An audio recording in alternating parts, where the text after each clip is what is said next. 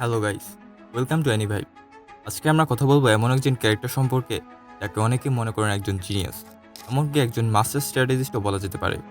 আমি কথা বলছি ক্লাসরুম অফ দ্য ইলেটের মিস্টিরিয়াস ক্যারেক্টার আইনোকোজি সম্পর্কে। আইনোকোজি এমন একজন যে সব কিছু অত্যন্ত কাম দিয়ে অ্যানালাইসিস করে, আর ওর প্রতিটা স্টেপই অত্যন্ত হিসাব করে নেয়। ওর মাইন্ডসেট এবং স্ট্র্যাটেজি থেকে আমরা কীভাবে শিখতে পারি সেটা নিয়ে আজকে ডিসকাস হবে। আমি এই ভিডিওটা 5টি চ্যাপ্টারে ডিভাইডেড করেছি, যাতে বিষয়গুলো বুঝতে আমাদের সহজ হয়। এবং মজার বিষয় হলো, আইনোগোজির অনেক স্ট্র্যাটেজি রবার্ট গ্রিনের একটি বিখ্যাত বই দ্য 48 লজ অফ পাওয়ারের রুলসগুলোর সাথে মিলে যায়। সো লেটস ডাইভ ইনটু ইট।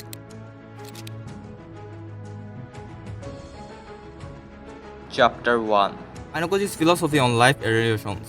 প্রথমে আইনোগোজির জীবন ও ফিলসফি এবং ওর ব্যাপারে কথা বলি। আইনোগোজি কোনো ধরনের ইমোশনাল অ্যাটাচমেন্টে বিশ্বাস করে না। ওর কাছে রিলেশনসগুলো হলো মূলত ব্যবহারের উপর ভিত্তি করে এবং প্রয়োজন অনুযায়ী।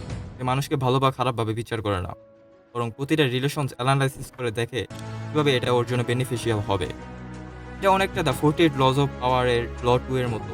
এবার put too much trust in friends, learn how to use your enemies. Ayanokoji তার বন্ধু বান্ধবদের শুধুমাত্র ওর উদ্দেশ্য সফল করার জন্য ইউজ করে থাকে। বাস্তব জীবনে এতটা ডিটাচ থাকা আমাদের সম্ভব না হলেও অনেক সময় মানুষের সাথে খুব বেশি ইমোশনাল অ্যাটাচমেন্ট আমাদের চিন্তা শক্তিকে কমিয়ে দেয়। আইনোকোজির মতো কিছুটা ডিস্টেন্স রাখা মাঝে মাঝে আমাদের জন্য বেনিফিশিয়াল হতে পারে, বিশেষ করে কাজের ক্ষেত্রে আরও বেশি ফোকাস করতে চাইলে।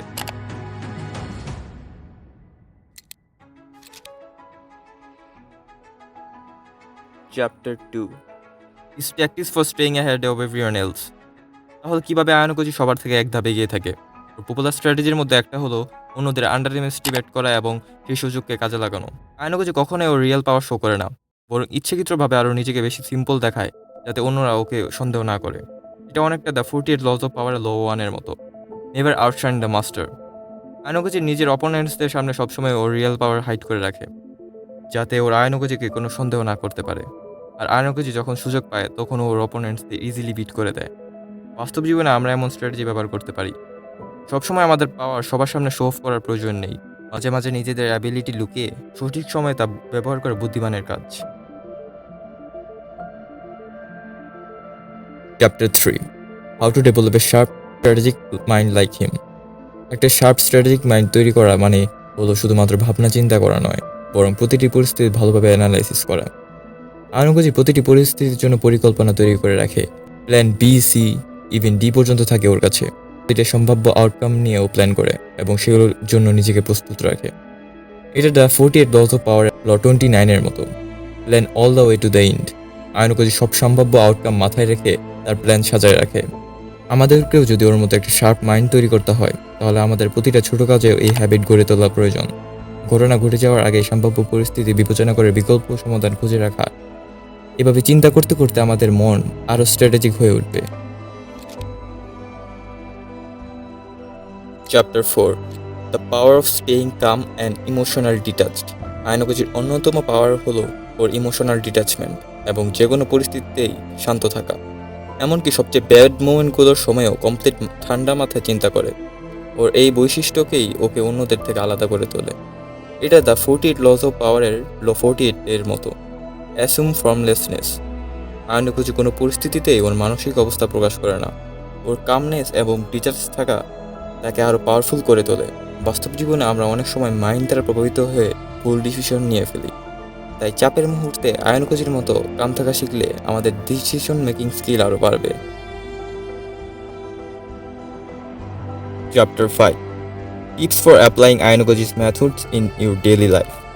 এবার আসি আইনোকোজির পদ্ধতিগুলো আমাদের দৈনন্দিন জীবনে কিভাবে প্রয়োগ করা যায়। এখন কিছু সিম্পল টিপস শেয়ার করা যায়।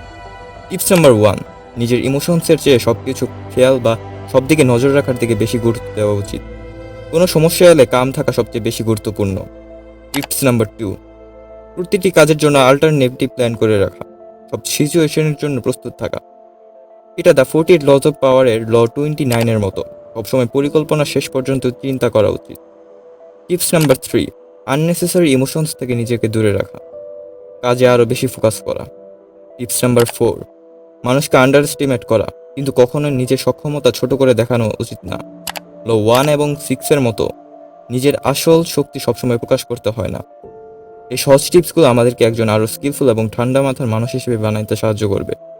আশা করি think like Ayanokoji unlock the secret of his powerful mindset এবং আয়নাগোজির স্ট্র্যাটেজি নিয়ে আজকের ভিডিওটা থেকে নতুন কিছু শিখতে পেরেছো।